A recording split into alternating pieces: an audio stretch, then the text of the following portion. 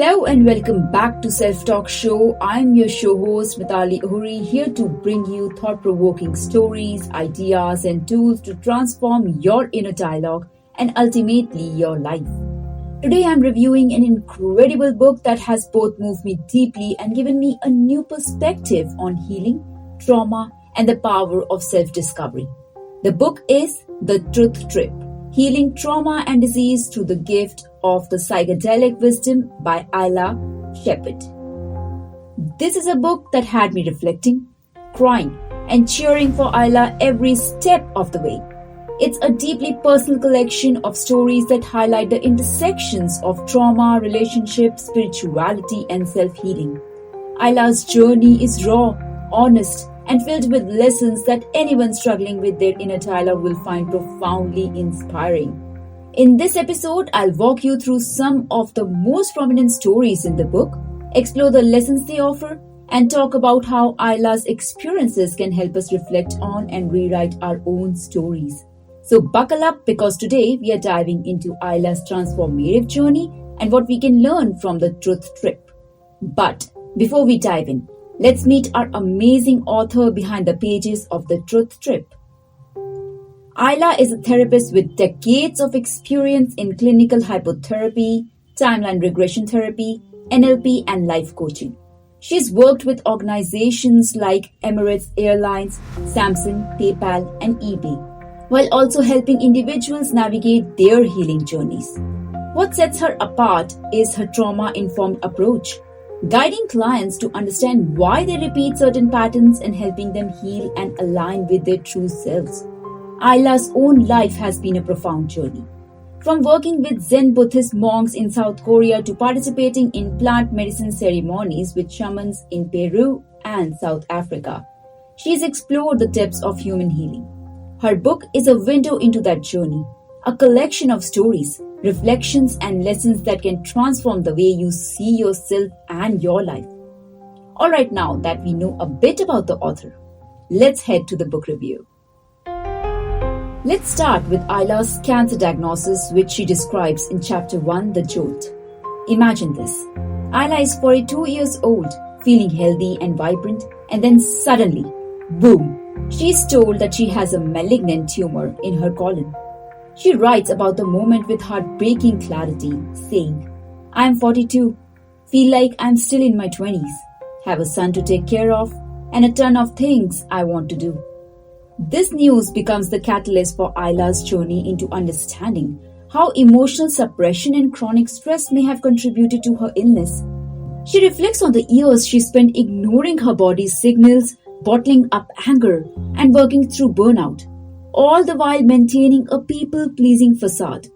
One of her biggest realizations comes from Dr. Kaber-Maid's teachings: the body says no when we are not saying no. This simple but powerful insight is a wake-up call for all of us to stop ignoring our needs and start setting boundaries. Now let me ask you this question. Have you ever ignored your emotions or kept quiet to avoid rocking the boat? Ayla's story reminds us that repressing our truth comes at a cost, not just mentally but physically too. Next, let's talk about Ayla's relationship with Steve, which she unpacks in Chapter 2, The Narcissist and the Flawed Helper. Well, Steve is charming, confident, and larger than life. At first, he showers Ayla with attention, making her feel seen and adored. But soon, cracks appear. His ego dominates their relationship, and Ayla begins to lose herself in his shadow. Here's what hit me. Ayla doesn't just focus on Steve's flaws. She turns the mirror on herself, realizing that her people-pleasing tendencies and childhood wounds drew her to him. She writes, "We weren't two adults falling in love. We were two wounded children looking for someone to soothe our pain." This chapter was a gut punch because it is so relatable. How many of us have stayed in relationships, romantic or otherwise, that made us feel small, all because we were afraid to confront the deeper fears driving our choices? Ayla's story with Steve is a reminder that toxic relationships are often mirrors reflecting the unhealed parts of ourselves, and breaking free requires us to face those inner voice head on. Now, here's where things take a fascinating turn. In Chapter 3, truth ceremony, Ayla steps into the world of psychedelics. She participates in her first ayahuasca ceremony, which becomes a transformative experience. During the ceremony, Ayla is transported back to her childhood, where she confronts the fear and insecurity she carried for years. At one point, she has a vision of a vibrant eagle, which she interprets as a symbol of protection. But the most profound moment comes when ayahuasca whispers to her, "This fear is not yours. It was given to you by the people around you." Here's an excerpt that I would like to read out from this chapter, which becomes a pivotal moment in her healing journey. Despite not being indoctrinated into the Shipibo tradition, the shamans Daniel and Sana worked hard to create a ceremonious environment where the plant and its spirits could be honored. Playing some Native American style music, they invited us up one by one to the makeshift altar. After drinking the medicine and wrinkling my nose at its bitter taste, I sat back on my mat in a meditative posture and stared at the bright fire. I felt like I was standing at the edge of a cliff, about to jump into the unknown. A little while later, my heart began to beat faster, and I could see colors and images floating in my mind's eye. I lay down, closed my eyes, and willed myself to allow the medicine to do its work. For someone who had spent a lifetime trying to keep everything together, the thought of letting go terrified me. Yet, I knew that only in surrender could I find the freedom I so desperately craved. The medicine journeyed me back in time, what seemed like a vivid, lucid dream.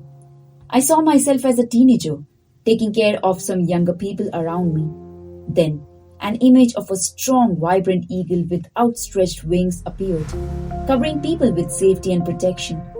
I wondered if that eagle was protecting me, or if it was a representation of my energy. Either way, it felt warm and comforting. Now, can we just pause for a moment to reflect on that? How often do we carry fears, doubts, and limiting beliefs that aren't even ours? This story reminds us to question the origins of our own self-talk and start releasing the baggage that doesn't belong to us. And here's another beautiful takeaway from this chapter. Ayahuasca doesn't just show Ayla her pain. It shows her love. She describes feeling an overwhelming wave of unconditional love, teaching her that she's enough just as she is. It is a lesson we all need to hear, isn't it? One of the most heartwarming parts of the truth trip is Ayla's time in rural Kenya, which she shares in chapter 2 and later chapters. After leaving her relationship with Steve, Ayla finds solace in a small Kenyan village. She observes how people around her live with emotional authenticity, laughing, crying, shouting when angry without shame or suppression. Ayla contrasts this with her own upbringing in Ireland, where emotions were often repressed or hidden. What really struck me was her description of the children in the village. They had so little, often sharing a single pencil between 3 students, but their joy was infectious. Ayla writes, anything extra that was given to them became a source of utter joy. A pencil to call their own, a coloring book, or a sharpener.